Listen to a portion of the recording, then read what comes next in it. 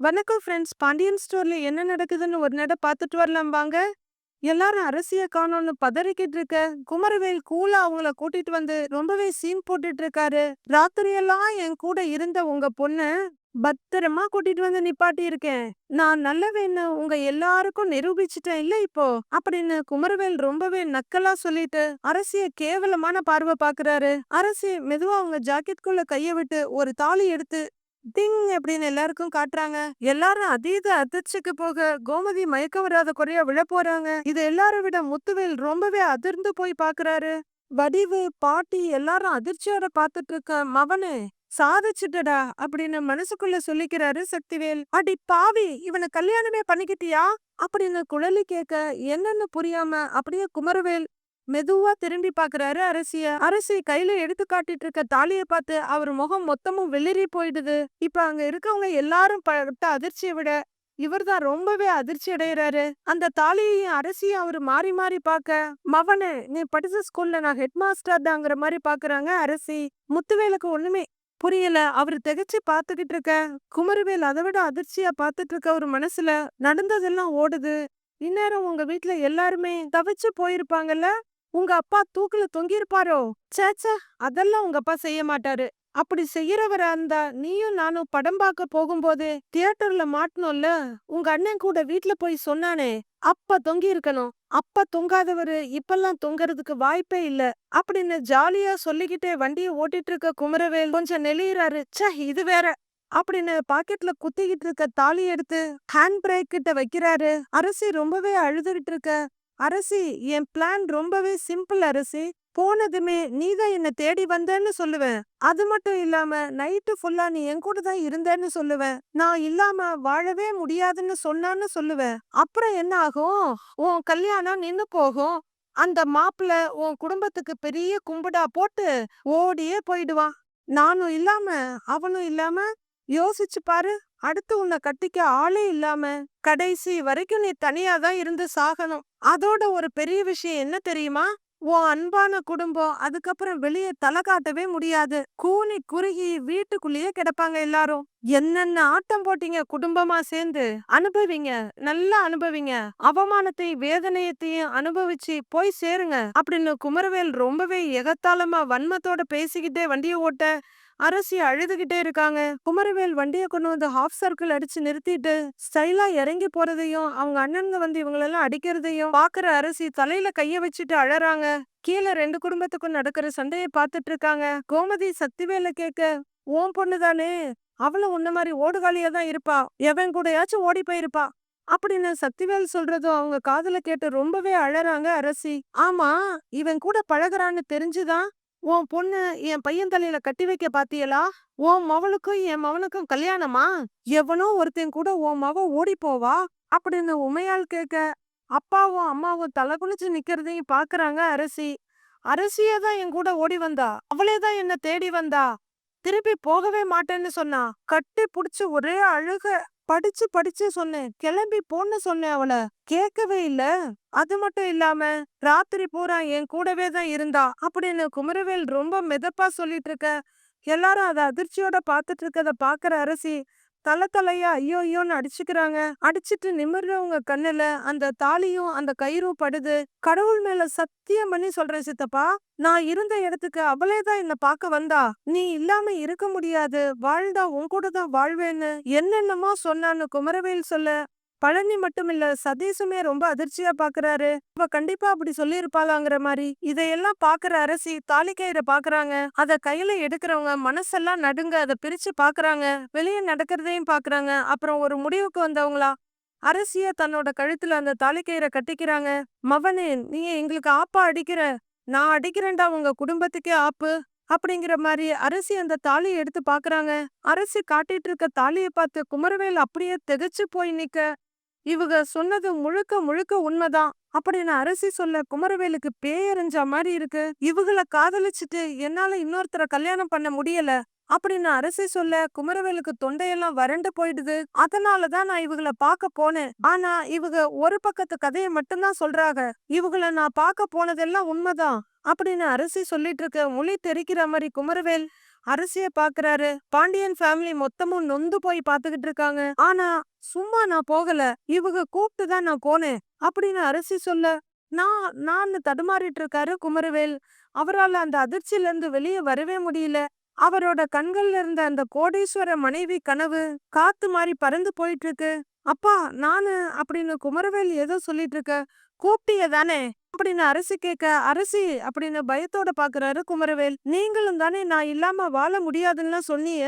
நான் வேற ஒருத்தரை கல்யாணம் பண்ணா விஷத்தை குடிச்சு செத்துருவேன்னு சொன்னீங்கல்ல அப்படின்னு அரசி சொல்லிட்டு இருக்க. குமரவேல் பயத்தோட பெருமுழி முழிச்சிட்டு ஒரு எட்டு பின்னாடி போயிடுறாரு. அதெல்லாம் மறந்துட்டீங்களா? என்னைய உசுருக்கு உசுரா காதலிச்ச ஒரு மனுஷனை எனக்காக செத்து போயிருவேன்னு சொல்ற ஒரு மனுஷரை விட்டுட்டு நான் எப்படி இன்னொருத்தரை கல்யாணம் பண்ணிக்க முடியும் அப்படின்னு அரசி சொல்லிட்டு இருக்க. குமரவேலை விட அதிர்ச்சியா பாக்குறாரு சதீஷ்.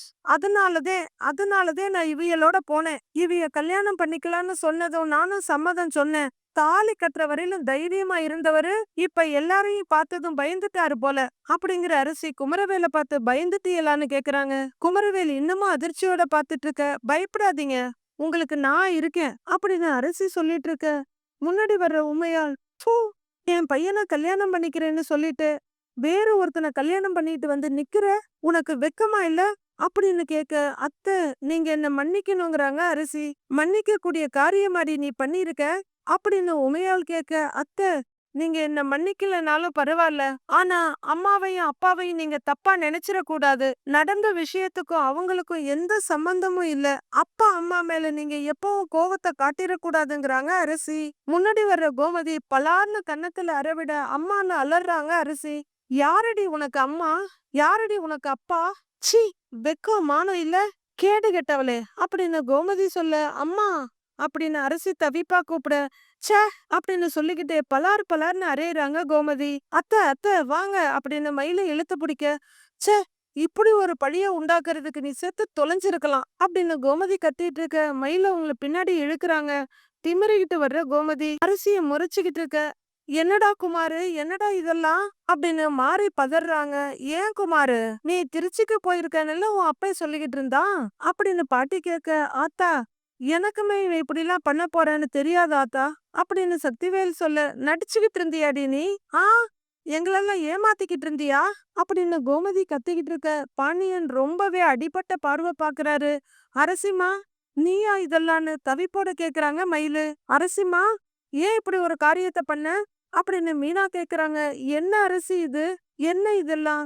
உன்னை எல்லாரும் புத்திசாலி பொண்ணுன்னு நினைச்சோம் அப்படின்னு ராஜி கேட்க, அரசி குமரவேல ஒரு பார்வை பார்க்க அவரு திருதுருன்னு முழிச்சிட்டு நிக்கிறாரு.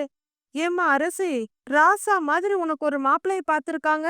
உனக்கு அந்த சண்டைக்காரங்க வீட்டுல அந்த கேடுகெட்ட பயதானா கிடைச்சான் அப்படின்னு பாக்யா சந்தடி சாக்குல குமரவேல 2 குத்து விடுறாங்க. ஏய் வார்த்தைய அளந்து பேசு. நீயே ஒரு கேடுகிட்ட திருட்டு குடும்பம், நீ ஏன் குடும்பத்தை பத்தி பேசுறியா அப்படின்னு சக்திவேல் கத்திக்கிட்டு இருக்க. ஆ யாரு திருட்டு குடும்பம் அப்படின்னு பாக்யமும் எகிரிட்டு வர. உன் வீட்டுக்காரன் என் வீட்டுக்கு திருட பின்னாடி கட்டி வச்சு உதைச்சோமே, கண்ணீர் விட்டு அழுதிங்களே குடும்பமா, அதெல்லாம் மறந்துட்டீங்களா அப்படிங்கிற சக்திவேல் வாயை மூடுங்கிற மாதிரி ஜாட காட்டுறாரு. உடனே பாக்யத்தோட வீட்டுக்காரரு என்ன நீங்க தப்பா புரிஞ்சுக்கிட்டீங்கன்னு சொல்ல, ஆமா அப்படிங்கிறாங்க பாக்யமும்.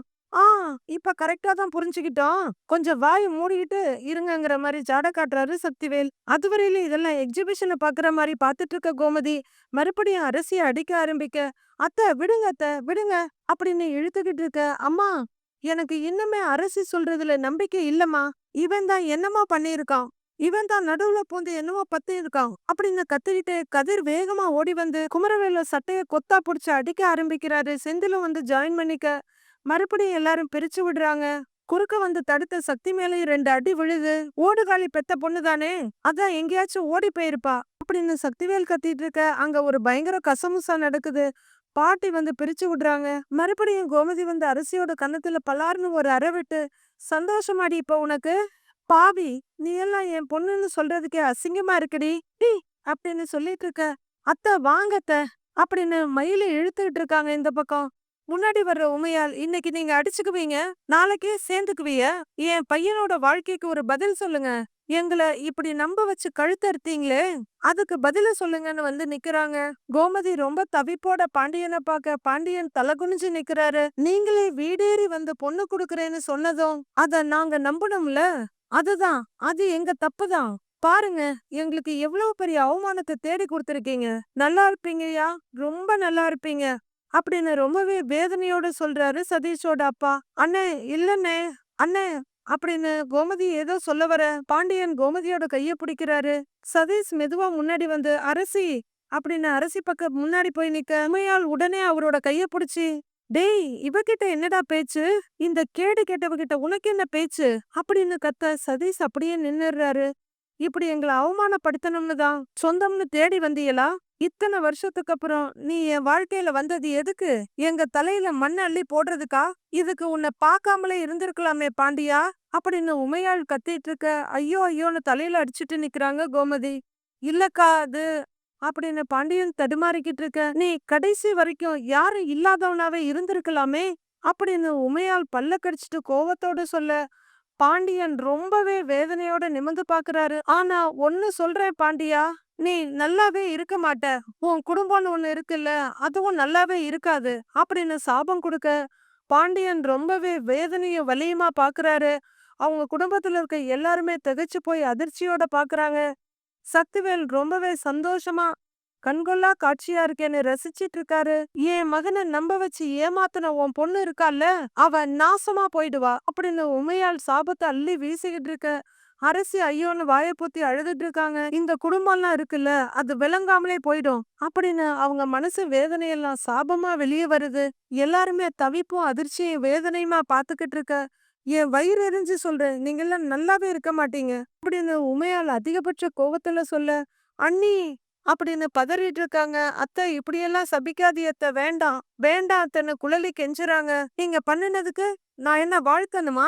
எல்லாரும் நாசமா போயிடுவிய அப்படின்னு மறுபடியும் அவங்க கத்த, ஐயோ அப்படின்னு குழலி நடுங்குறாங்க. மண்ணோட மண்ணா போயிடுவீங்க அப்படின்னு உமையால் மறுபடியும் சொல்ல, வேண்டாம் வேண்டாம் அத்தைன்னு தவிக்கிறாங்க குழலி. அப்படியே ஒரு அபவுட் போட்டு சக்திவேல் குடும்பத்தை பார்த்து, நீங்களும் எல்லாரும் நாசமா போயிடுவீங்கன்னு சொல்ல, ஏமா இருமா, என்ன எங்க பக்கம் பார்த்து சாபம் விட்டுட்டு இருக்கீங்க? மொத்த சாபத்தையும் அந்த குடும்பத்துக்கும் குடும்பத்துல இருக்கவங்களுக்கும் அள்ளி கொடு. இந்த பக்கமெல்லாம் பார்த்து சாபம் விடாத. கோடு கோடு, அந்த கோட்டை தாண்டி இந்த பக்கம் வந்துடாத. எல்லாமே அந்த பக்கம் தான், புரியுதா அப்படின்னு சக்திவேல் சொல்ல, நாங்க பட்ட அவமானத்துக்கு நீங்க தானே காரணம். உங்க குடும்பமே நல்லா இருக்காது அப்படின்னு தாராள மனசோட சாபத்தை அள்ளி கொடுத்துட்டு இருக்காங்க உமையாள். நீ சொல்லிதான் நடந்துற போதாக்கும் அப்படிங்கிற மாதிரி தென்னாவட்டா பாத்துட்டு இருக்காரு சக்திவேல். அடி பாவின்னு வாயில கைய வச்சிட்டு இருக்காங்க பாட்டி. திரும்புற உமையாள், பாண்டியா விடமாட்டேன் பாண்டியா, விடமாட்டேன், நான் சும்மாவே விடமாட்டேன், நான் பட்ட அவமானத்துக்கெல்லாம் பதில் சொல்ல வைப்பேன், வாங்க, டேய் வாடா வாடாங்கிற அப்படின்னு பையனோட கைய புடிச்சுக்கிட்டு அங்க இருந்து பயங்கர கோவத்தோட போக, அவங்க வீட்டுக்காரரும் பின்னாடியே போறாரு. எல்லாரும் அடுத்து என்ன செய்யறதுன்னு தெரியாம திகைச்சு போய் நிக்க, ஏங்க, நாம இப்ப இங்க இருக்கிறதா இல்ல கிளம்பி போறதான்னு கேக்குறாங்க மீனா அம்மா அவங்க வீட்டுக்காரர்கிட்ட. நம்மள மாதிரியே அவரும் அதான் எனக்கு புரியலங்கிறாரு. ஐயோ, இப்படி சபிச்சுட்டு போறாங்களே, ஏற்கனவே இந்த குடும்பத்துல அம்புட்ட பிரச்சனை. ஐயோ, இனிமே இந்த குடும்பம் என்ன ஆக போகுதோ தெரியலையே.